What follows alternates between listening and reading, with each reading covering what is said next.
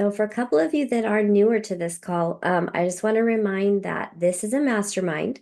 So our purpose to this meeting is to mastermind around ways that we can improve, enhance, grow our businesses, improve our skills. It's not ask a coach kind of questions like how do I do this in command and those type of things. Okay. So just want to set that stage for the newer faces.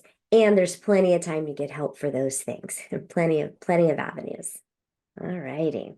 We'll go ahead and get started. We'll probably still have some stragglers, but let's go ahead and get started. So a few of you were on last week and agreed to find a court advocate this week. So I would really like to hear and have you share with the group, who did you choose to reach out to? What was that conversation like? And what was the outcome of that? So who wants to start us off? Janet. Actually, I call my friend Kika. She actually has gotten my friends and family announcement letter. So she goes, oh, how exciting. And then, we talk, we caught up a little bit. And then she said, wow. And people are always curious about the market. And she said, well, what do you think about the market? I said, well, the market has shifted dramatically. There are still good deals in the market even today. And she said, well, how about the interest rate? How do you think? I said, well, most expert economists are projecting the interest rate to decline over the next few months. So then I ask, hey, do you have any interest in the real estate market? Are you looking to buy or sell? He said, no, just curious, just wondering. I said, great. And then she said, well, if I know people, I said, well, you have a lot of people in your network. She's actually a coach, a yoga coach. And then she said, well, if I know someone who is interested within my network or buy or selling, I definitely will send them to you. I said, great. Then that was said because he actually, when she wrote the letter, she knew mostly, but probably she suspected that's the reason she called. So well, then it went great. She said, of course, I will always support you. Awesome. That's fantastic. Thank you for sharing. Now make sure that she is in your command and that you have at minimum a quarterly reach out to check in with her because she has agreed to send you referrals, right? Yes. The only caveat is not in this area. Well, do you like referral fees? Well, you're right. Yes, absolutely. So I'm gonna put in command. Actually, I'm working on putting all my contacts on command. So Awesome. I love that. Now let's just back up for a second for the benefit of some people who are new. Does everybody understand when I say core advocate what we're talking about? What a core advocate is? I don't. Okay. It's that so we think of your sphere as a target, right? And where do we get the most points when we're playing darts? It's in the center, right?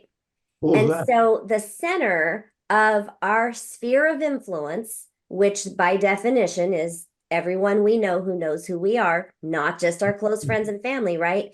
And that center, though, is those core advocates, those closest to us, whoever they are, whether it's a personal relationship, a business relationship, it doesn't matter. It's somebody who is willing to refer business to us anytime they hear about it, right? And it's somebody who, if they have a business we can refer to help, we're reciprocating that. So we want to make sure that we have a good number of core advocates that we can count on. And these may even be people that at the end of a conversation like Janet just had, she would say, oh, thank you so much for taking the time to talk with me. Do you mind if about once a month I just give you a quick call or send you a quick text just to remind you and ask if you've heard of anyone to help me out? These are the people that you're comfortable doing that with, and they're okay with that. Okay. So we challenged everybody last week to go out and find at least one core advocate to add to their database or somebody in their database to make a core advocate. So who else did that? Melissa. Yeah. So It was actually a conversation. I kind of cheated. It was a conversation that I had prior to your challenge, but it's my neighbor, lives right across the street. Our kids are really good friends, and he just started a business. So we're both just starting out. And his is called Kitchen Tune Up, and they do everything from total gut jobs to just resurfacing, refacing cabinets. And so I was like, how about, you're starting out, I'm starting out. How about we work together? I can refer you for my clients that might be looking to sell soon. And then you can refer me for clients that are going through this process. I could also refer you for buyers that might not like the way a house looks. And I could say, well, I got this contact. We can do a really easy kitchen rehab, kind of thing. And I said, how about we can make this a, mutually beneficial thing without any referral fees or anything like that. Like, he's just a really good friend. And I know I can trust him and he can trust me. And we just decided to carry each other's cards with us on every meeting we go to. And that's it. That's awesome. That's fantastic. And that's not cheating. I would just say go find another one. Okay. Right? You want to have at least 10, if not more, core advocates, right? Your whole database, everyone you know is not going to be a core advocate, and that's okay. But you want to have at least 10 that you can really count on to be able to have that relationship with. And don't forget, when we're giving out cards, remember, we should never give out cards. What should we do? Get theirs. Exchange information, right? So make sure it's a nice tool to have to start that conversation. But you know what? Even if you start to hand it to them and they take it, you know what? I'll give you mine if you give me yours, right? So make sure that you're getting the key to that is exchanging information. We want to make sure we get them in our database. Awesome. Ernie. Yes, that's the conversations I've been having a lot with. In fact, I'm going through my sphere of influence right now and talking to people and seeing and just asking them if they had a real estate agent that they were working with or knew of, just so I can qualify. And then when they say no, I mean, it's a full script that Dan gave me, but when they say no, I said, well, great, then, can I be top of mind with you and send you things periodically? And if anything comes up, will you send them my way? Will I be the agent that you refer them to? Or will you use me and will I be the agent that you refer them to? And then going a little further, I just like my tree trimmer. And the guy just finished the tree trimming. He came to the door with the payments, and I had the conversation with him. Is he married? And started, just doing the forward with him. And had found out he's renting and he's going to be he wants to buy. He wants to buy. He's newly married. He wants to buy. It's like, well, great. Let's do that. So let's sit down next. And I got it next week. I'm supposed to follow up because he's got to talk to his wife, et cetera, et cetera. But I made an appointment to call him. Then a little bit went further with him and said, hey, who do you know that's looking to buy or sell or even invest? And he was tripping out because like you think, oh, tree trimmer, right? And he goes, I actually know a couple of my friends that might be in the situation real soon. And I said, okay, well, I'd love to help them. And going even further, I said, but give me their name and number, if you will, and then let them know that I'll be calling them. And he gave me two phone numbers, two names, two phone numbers, and that way I've got their information and let them know so that's another thing that Dan has told me in the office, said to tell your people how you want to be referred or how you want your referrals handled. He said, so tell them that don't just give them my card, get their information, give their information to me, and then let them know I will be contacting them. So, Yeah, and that's yeah. But that's the conversation. I've talked to my best friends and said, hey man, you guys aren't sending me any business. Am I top of mind with you guys at the real estate? Yeah, okay, all right. But even my best friends, I'm keeping me at top of mind, top of mind. I need you guys, I call them soldiers now. So I'm finding my soldiers. I said, I need you. I told Brian and Mike, my best friends, I need your antennas up. I said, any real estate conversations or anything that you hear, think of me and send them my way. All right, Ernie. All right, Ernie. It's like, I'm serious. It's like, Awesome. so So yeah. I would take that even a step further. And if they're agreeing with you and they have no name to give you today, ask them, would you mind thinking about that overnight? And can I just send you a quick text tomorrow afternoon and see if you were able to think of anyone? Mm-hmm.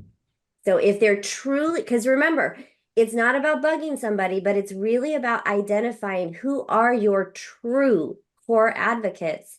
And it isn't always going to be your best friend. Mm-hmm. Right? So figure out who those people are and having these types of conversations, being a little more direct around, hey, can I follow up with you tomorrow if you can't think of anybody today? Not that you're going to do that every day with these people, right? But in that conversation and in that moment, those people who are willing to do that and not offended by you asking that, right? Those are going to turn into your core advocates. Mm-hmm. So the other thing that's really important to add to this conversation, if somebody gives you a referral, you should send them a thank you, whether it's a thank you, just a thank you card or a $5 coffee gift card, something like that. It doesn't have to be anything big, but it needs to be a thank you, right? It's not when it turns into business that we send this because we can't control. They don't know if it's going to turn into business, right? That's our job to turn it into the business, but we want to reward the behavior. So we want to make sure we thank for the referrals. And then if it turns to business, when it closes, thank them again and maybe send them a $25 gift card or something a little nicer, right? And just, hey, I just wanted to reach out and thank you again. We actually, were able to sell so-and-so a house or sold so-and-so's house. So make sure to reward the behavior, not just the outcome. And that's going to help others that you stay top of mind with others. So who else went and gained a core advocate last week? Mariana? Hi, yes. So these are people that I've been talking to with my other business, and I also mentioned, tying in real estate as well. And so they know a lot of people, they network a lot. And so the conversation was basically, first, of course, talking about my other business, then reeling in real estate as well. So I mentioned, even though they're not ready to buy, sell, or invest now, or they weren't ready for, a policy for the other business, I said, okay, well, would you keep me in mind if you have anyone that that's looking for something, can I count on you to send them my way? And so, for the most part, that they agreed, I've been good help with them to them as well in their businesses. So business owners are really, really great people to be having a relationship with. So yeah, I did 3 people. So that was good. Awesome. That's fantastic. And other business owners are key people for this. Absolutely. Anyone else? I did one with someone that's not a business person, but she's the type of person that she loves to connect people, and she always wants to like refer something or tell you which one's the best restaurant and stuff like that. So I was like, she's a good person. She's like a driver personality that's always like, oh, you should do this. You should totally talk to this person. And so I was like, well, she does that with me, then it would be nice if she does that. Like you, other people. So yeah, not a business owner, but I think that's a good one too. Yeah, and they certainly don't have to be business owners. They just need to be your biggest cheerleaders and want to help you more than anyone else does. That's awesome.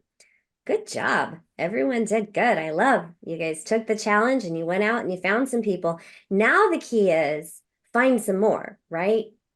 Set your first goal at whatever number you choose, but no less than 5 core advocates to start with, right? Get that up to 10. Have 10 people and eventually you want to have that up to about 20 to 25 people who you absolutely know are in your corner and are there for you, and you're there for them too, right? Because we want to be reciprocal of that. So make it a goal to continue adding core advocates. And remember, we talked about this last week. Somebody who may be a core advocate today might not be 6 months from now for whatever reason. Maybe their life circumstances changed. Maybe they moved away. So it doesn't mean they don't like you. It doesn't mean they wouldn't refer to you. It just means they haven't retained that position in your database, because these core advocates are the ones you're going to do more things for. You're going to cater to them more, right? You're going to send them thank you gifts now and then. You're going to do things that are going to keep developing and honing those relationships. Okay, so start off with maybe a small goal, and then as you add more, continue adding them to your database. However, make sure you're holding them accountable, right? Especially if it's somebody you've agreed to send business to. If you've sent 3 or 4 people to somebody and they haven't sent you anything, then a conversation needs to be had with that person. Hey, I've sent you like 4 people. I would really love to keep doing that, but honestly, I can't keep doing that if I can't know that you're going to help me too, right? Who is? Go ahead. Yeah, so I wanted to ask, I mean, not ask, but mention like in and so once they're in the contacts, you need to get their birthday, their any anniversary dates and all that stuff, and then put them on all the smart plans so you're top of mind all the time as well, doing all that stuff. Absolutely. Make sure they have a core tag as well, right? Mhm. Because you want to be able to just sort them quickly. You want to maybe have special calls or things that you do for those people, maybe special emails or things that you send them of value that is different from what you send the rest of your SOI. Maybe not, but you want to make sure that you can identify them quickly. Who do you think, and think about this for a minute, because where I'm going with this, you're not probably going to think of initially. But think about the people that you most refer business to, and really that expect you to refer them business. And do you not get referrals from that you should be asking if you continue to give them business? I mean, I'm thinking doctors. Lender. What about the lender? Bingo. Mhm. Lender, home warranty rep, NHD rep, home inspector. All the people that expect us. Remember, they expect us to give them business. They come into our market centers all the time. They bring us lunch. They do things for us. So they expect us to give them business. And they do things to get that business, to be fair. But have you had a conversation with your vendor partners, with those people who are on your team, so to speak? Hey, Mr. or Mrs. Lender, I gave you, 4 leads this last month. Can I expect a lead from you? Because you know that they're out there getting leads from other sources that they're sourcing, aside from realtors. Obviously, they're not going to give you those leads, right? Why wouldn't you expect that?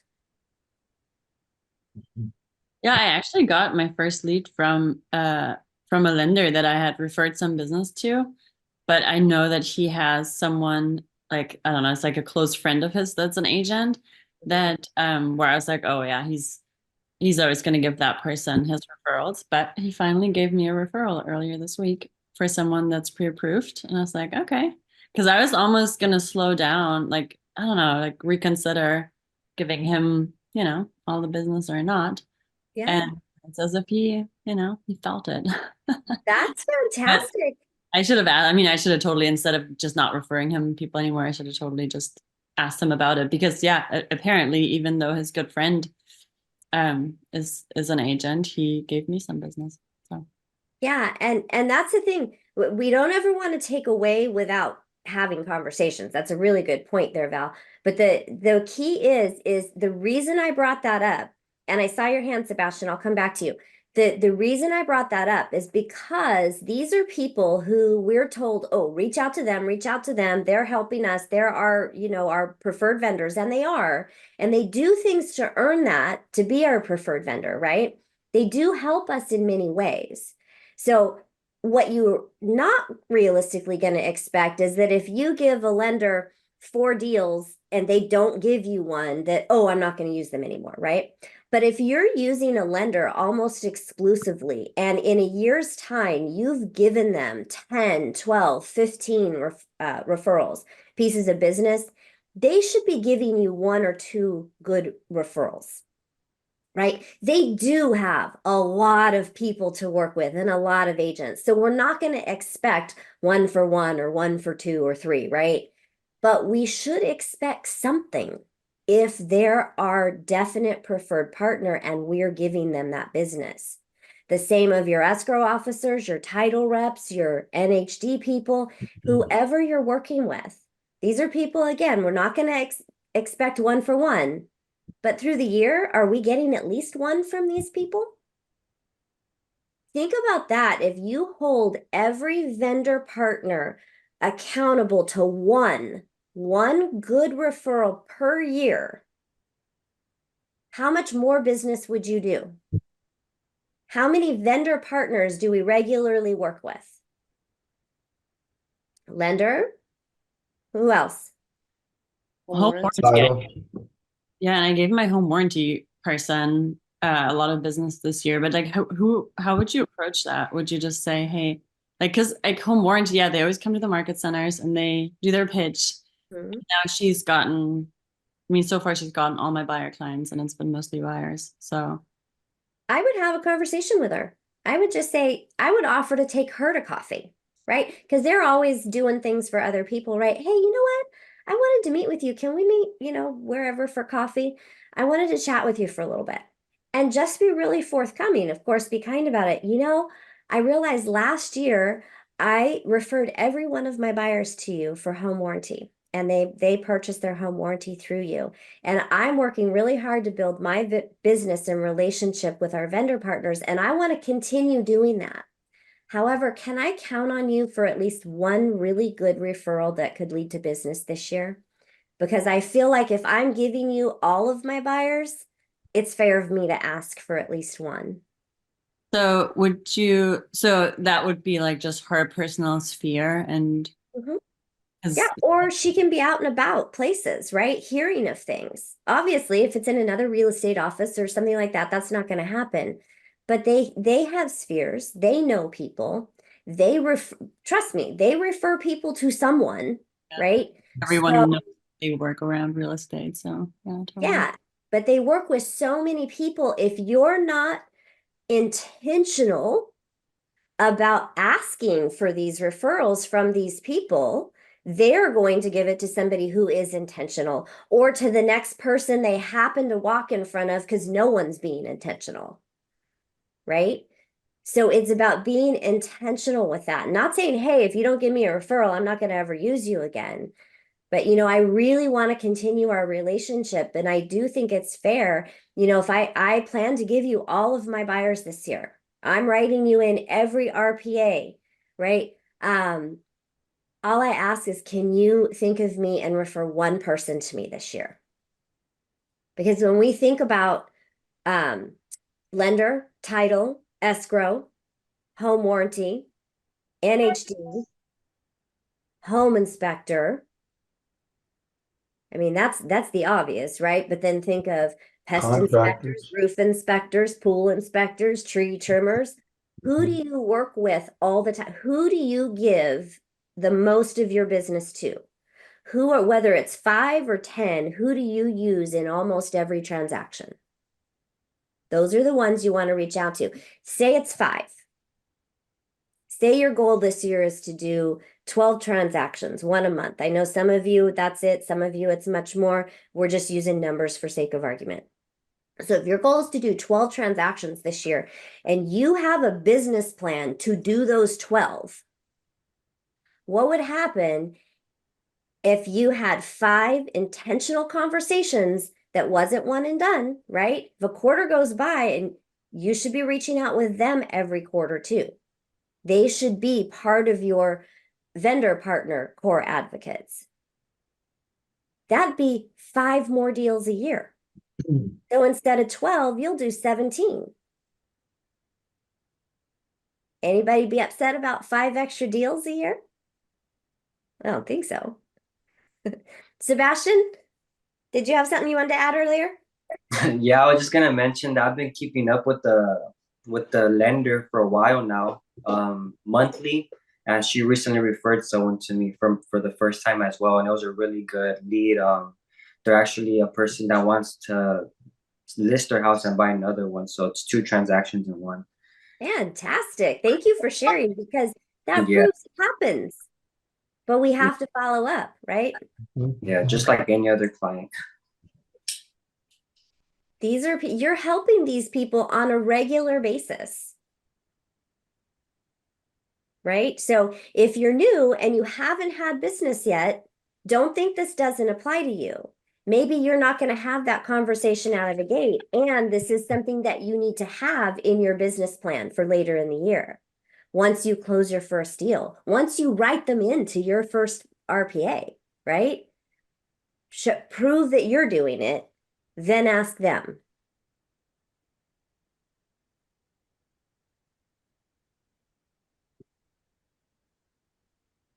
Contractors as well. Yeah, anybody that you would use. Go ask your market center for their preferred vendor list. Who's on that list? Who of that list do you use regularly? Who of that list could you go introduce yourself to and say, hey, I've noticed when I do requests for repairs, I often need a contractor for estimates or to do some work or repairs before we close escrow. I'd love to give you a shot. How can we work together? It could be somebody you've never talked to yet.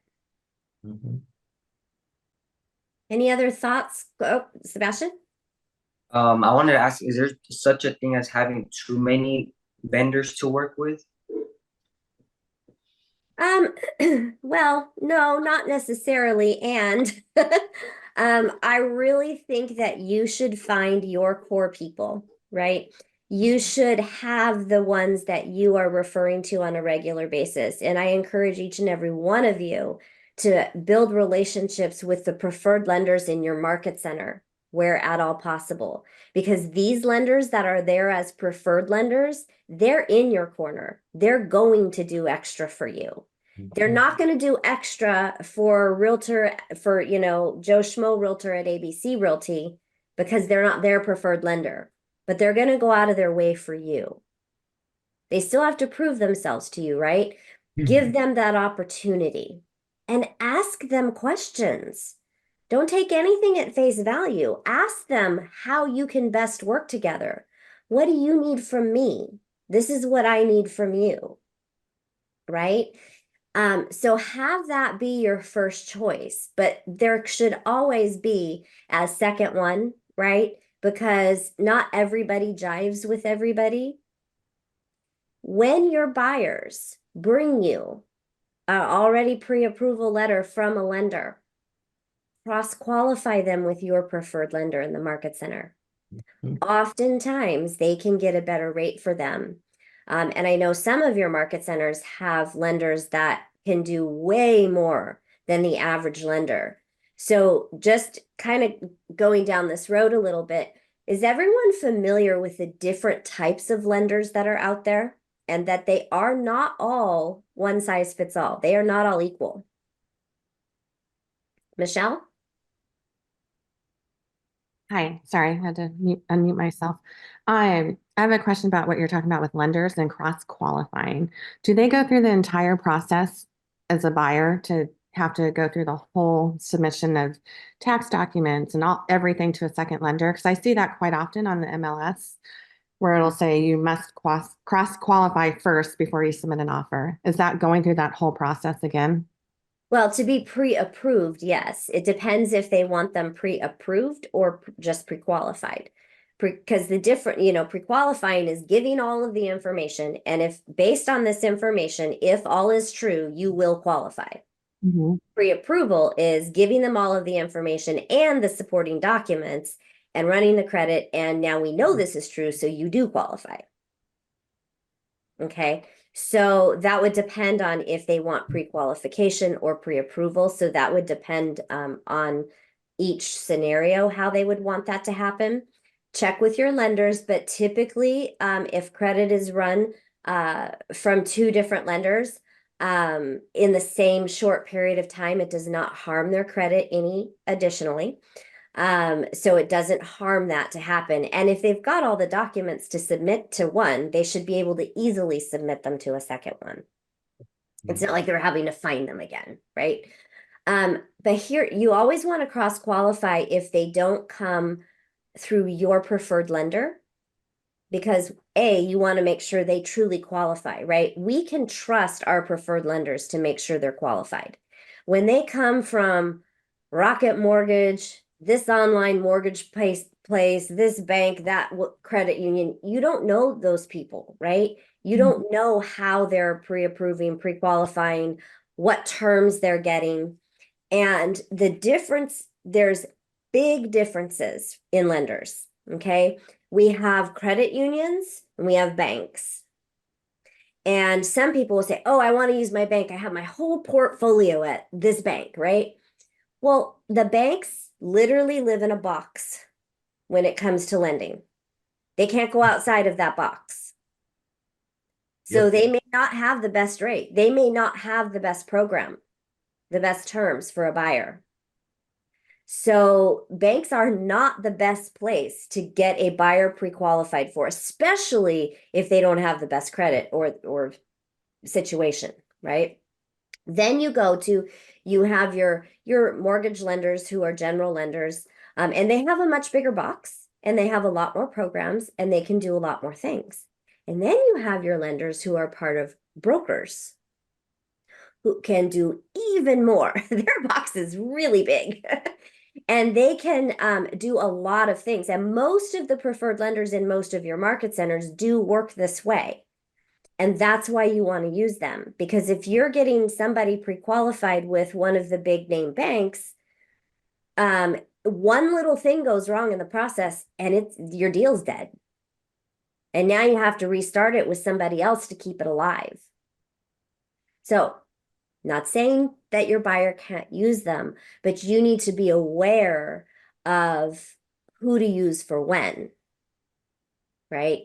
But it starts with your market center's preferred lender because they're a preferred lender for a reason. They don't just bring anybody in there. Right. And I think that's kind of what I'm questioning is I have clients that were with a different lender and our market center lender is the one that saw a mistake in the first offer and we've submitted 4 so far. And so when I'm looking at properties and they're saying must qualify with our lender, I'm like, I don't want to put these people through that again. Like they're qualified with the in-house lender who has been more than willing to pick up the phone and call the other agents. Yeah. So And yeah. so just because they have to cross qualify doesn't mean they have to use that lender. It Of just course. means that that agent trusts the lender they're having your buyer cross qualify with so much that if they qualify there as well, that offer will likely get accepted. Sure. Is it worth a phone call to the other agent before, like knowing that they're requesting that, but also knowing that the clients are qualified with an in-house lender to just make a phone call and say, do we need to cross qualify or can we go ahead and submit this with our lender calling you?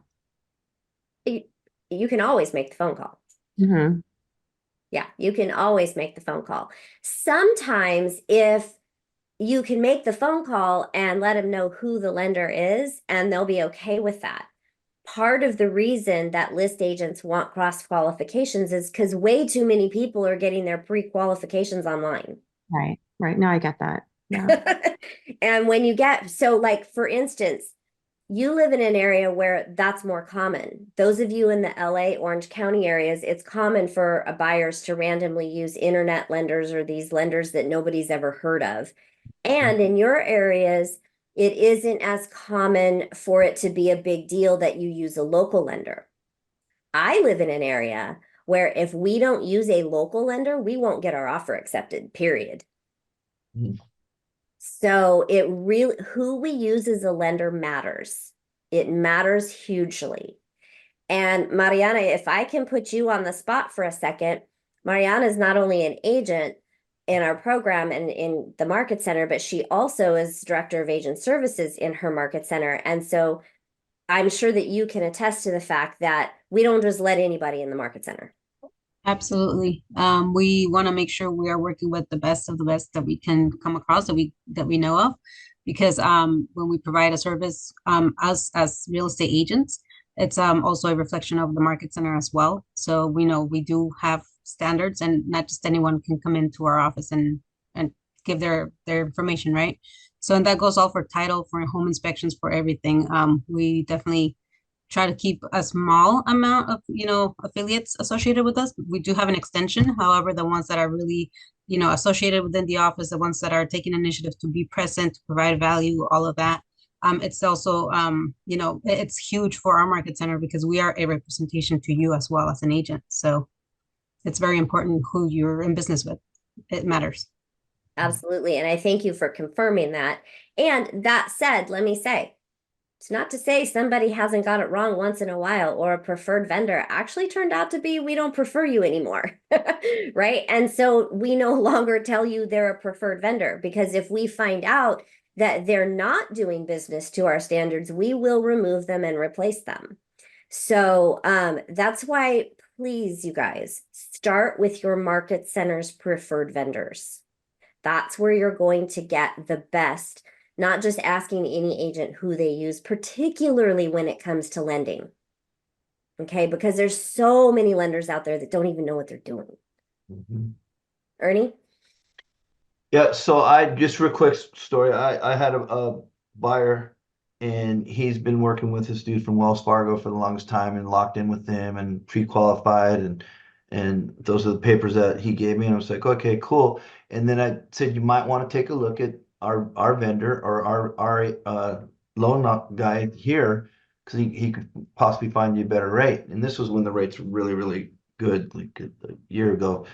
And I was trying to get him just to check. And then so we found a house, put an offer in, got the offer accepted, and they had that within there. You needed to get cross qualified with her loan officer.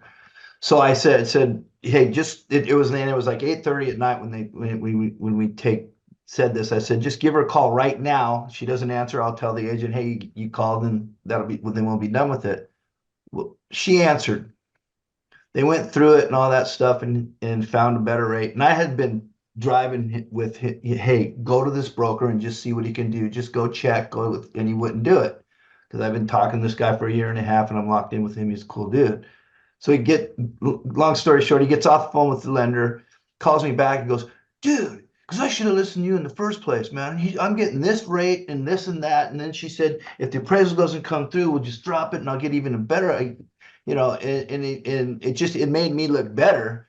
But that whole thing of cross qualifying on the other end, I was like, okay, cool. Now I can at least get him to look at somebody else to get him even a better rate. But it made me look like I knew what I was talking about as well. So it really worked out real well on that end. Yeah. So, Thanks for sharing. And our lenders are there to help us and make us look good, right? Mhm. And they want more of our business. Yeah. They want to stay a preferred vendor.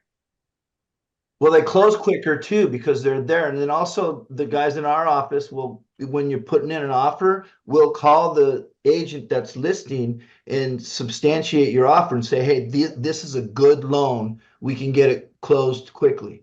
Yeah, So, and they'll all do that, guys. mhm. The thing is like all of you that have come through some of our training, the video series that we have that kind of takes you through some key things to tie in with all of your coaching.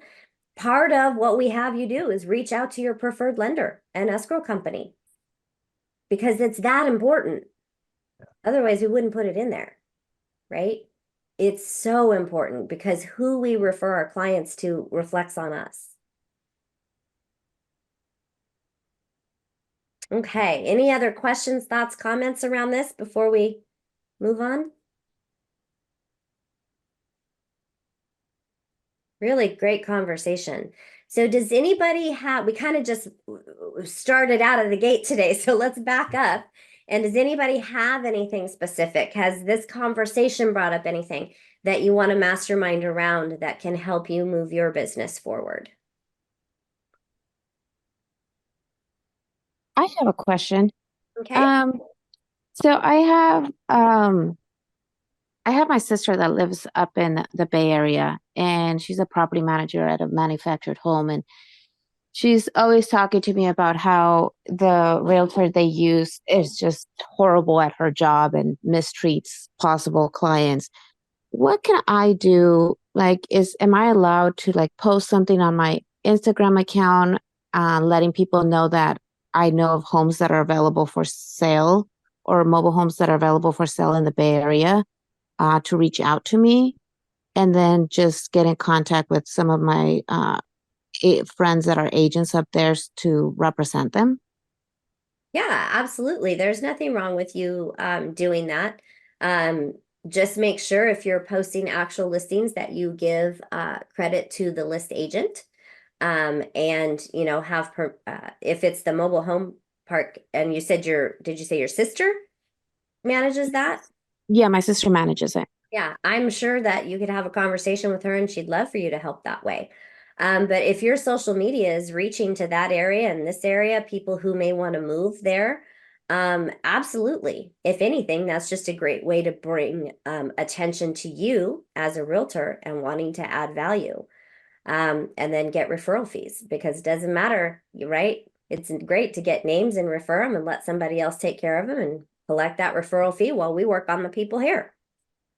Thank you. You're welcome. Jodi, I had a question on that aspect of listings and posting other people's listings and things like that, and on the whatever it is, the rule 14, I believe it is, or something. Do you have to give them credit, or do you have to get permission from the agent to do it? So I personally would do both. So you absolutely have to give them credit. And Right. then I would get permission, because here's the thing, even within Keller Williams, I have heard agents get upset because other agents are posting their listings, even if there's nothing wrong with it. And quite frankly, it's odd that anyone would be upset that somebody else would promote their listing. Why wouldn't you want it promoted anywhere you Mhm. could get it promoted? We Mhm. are not our be all end all for people, right? We Mhm. all success through others, right? So that I don't understand. But that being said, to make sure that you're doing things in a way that doesn't upset anybody, I would definitely get permission. Unless somebody is just really odd like that, there's no reason they wouldn't give you permission. Mhm. Yeah, well, I mean, I'd give you permission and everything, but I'd still want credit for my Well, name being regardless, on that permission or listing. not, regardless, you Right. have to give um credit to the list agent. So you can never ever post someone else's listing and make it look like it's yours. Yeah. Well, see, so that's it. There's a fine line, and a lot of people do it on Instagram. They go take pictures of a listing, what have you, and put it up there. And not do. I mean, with me, it's open houses and stuff, and I'll usually put listing agent in, Mhm. showing Here's the you here. thing, it doesn't matter what everybody else does. It matters what you do, right? Right. So we're not here to police everybody else. Hmm. We're here to do things the right way. So if you are doing an open house and you have an open house flyer and it's not your listing, make sure at the bottom of that listing somewhere it says listing courtesy of, right? If you do a social media post of someone else's listing courtesy of, that's just an absolute that should happen every single time. And don't get wrapped That's why I up. asked. I didn't want to get in trouble. Yeah, yeah. You know Okay. what? I have a side note. When we talk about not worrying about what others do and don't do, we're not here to be the police, right? Of the MLS and all those things. Please, guys, if you see that somebody has done something that could be a fine, for instance, their license number isn't on a post, because you guys know that is a must, right? Your license number must be on everything that has anything to do with real estate. Okay. If you see that, if you see a active listing that you know went pending 10 days ago, if you see a pending listing you know sold a month ago, please don't haul your MLSs and report them. Please call the agent and give a courtesy call and say, hey, I just noticed this, and I heard that it had closed however long ago, and I didn't want you to get in trouble or get a fine, so I wanted to bring it to your attention. When you want somebody to do that for you. Mm-hmm. So sorry to interrupt, but when I was new and I was listing my units, I learned so much from agents that took their time to reach out to me like, hey, by the way, you're missing this, or by the way, there's this mistake. And I couldn't be more appreciative for them for reaching out to me instead of like going and doing what you just asked us not to do. yes, thank you for sharing that. Because somebody could get a $200 or $2,000, depending on your MLS and what it is, fine, right? And sometimes it's as simple as you put the area and the MLS and you clicked Southwest instead of Southeast because it's a drop down and your cursor moved and you didn't catch it. But there are some people that are like, oh, that's not the right area. Call the MLS. Let's get them a fine. Don't do that. Human error happens.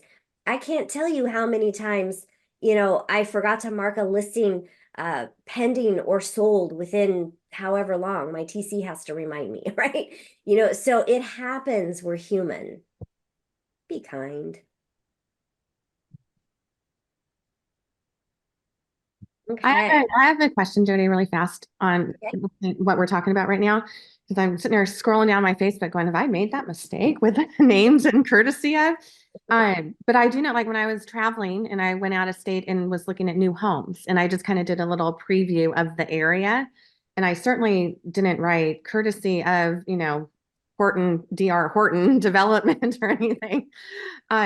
So in that situation, all my information's there and you can tell it's new homes and just showing the area.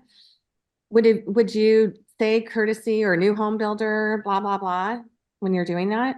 I would mention them in the post or in the description Okay. that you write of the post. Yeah. Yeah.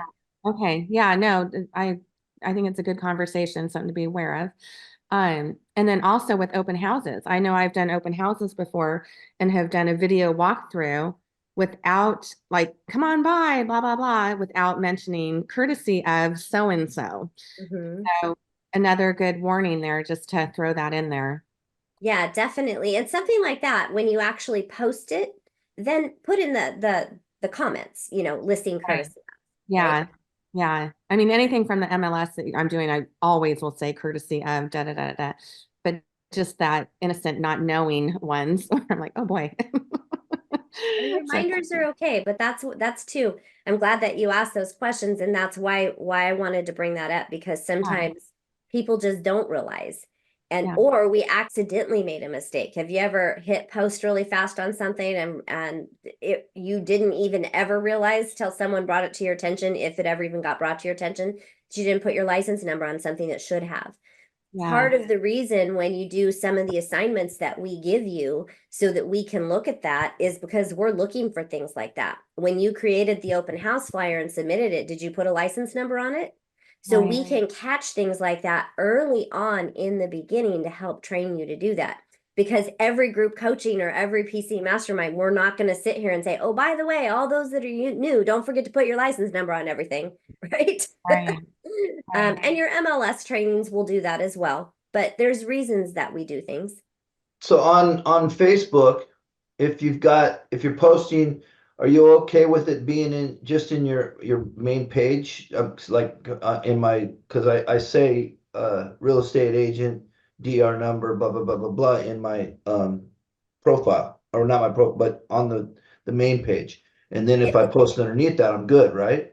Yes, if it's in the title that is on the post and it's on every post, you are fine. Mhm. But say, for instance, you're using your personal page. Let's just say I post, hey, I'm out showing buyer's property today. And that's all I say. And maybe a picture of, maybe I've got a selfie in front of the house or whatever. I don't really do that, but you know, whatever it is, right? Mhm. In that post, you must put your license number because you mentioned real estate. They say first point of contact, and really any time you are promoting real estate in any way, shape, or form, you Any must have your advertisement. license number on it. Because think about it this way, the DRE regulations say first point of contact. So you may do a post, you've been doing this for 5 years and you do a post, well, this isn't my first point of contact, I've been doing this forever. Mhm. Somebody saw it for the first time. That's first point of contact. So it has to be on everything. That's crazy. It makes me feel like I should go through my Facebook years back and be like, delete, delete, delete. I don't know that you would have to go that far back, but you guys, if you're really in question, go back 6 months. Go Yeah. backwards and see, because I mean, the DRE does audit this stuff, guys. They really do. So, and they give fines.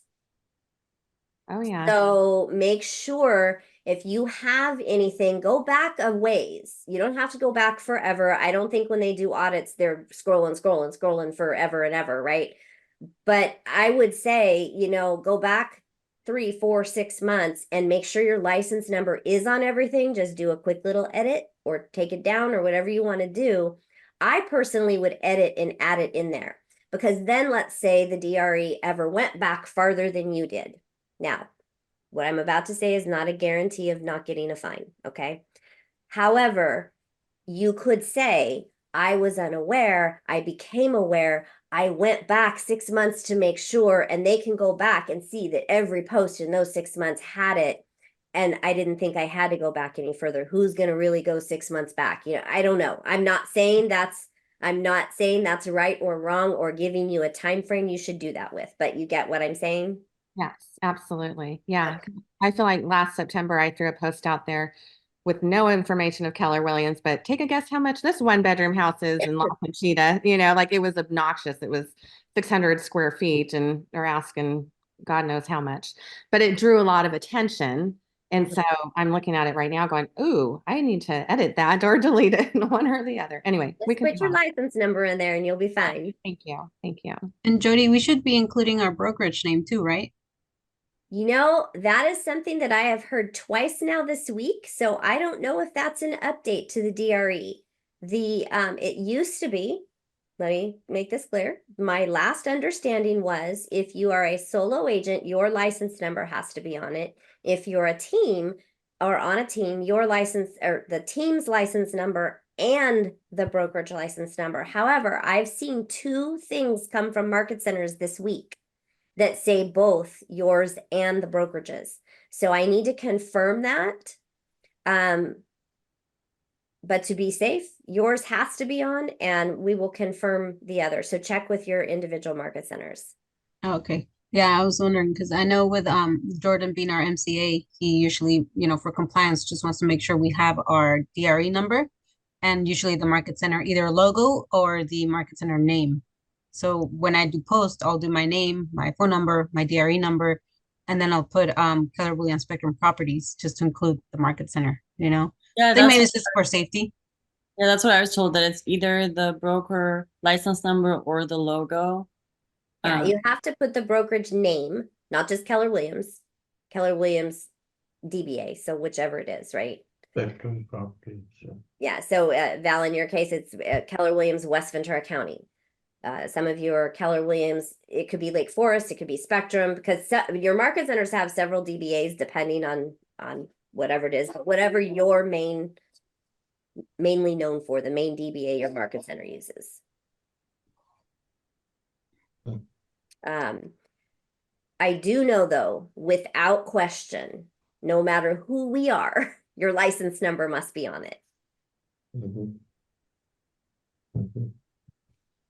It's funny, every city has different rules also with the signs and stuff. It's like Yeah, Mission we're Viejo. not gonna go there. We're not gonna Yeah, go there today. yeah, That's but there's all, but you gotta Yeah. check your bylaws and all that stuff. Every MLS, every area has their own rules. Many of them are the same, and some of them are specific to the area. So always check with your local market center and your local MLSs.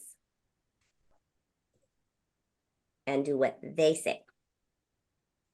Because if you hear something different from me, another coach, another agent in another market center, we might not be aware of a specific nuance or reason for something in a specific area. So always check locally, please. All right, we have 3 minutes left. Any last thoughts, questions, comments before we go about the rest of our day? Not I have a enough. quick question. Okay.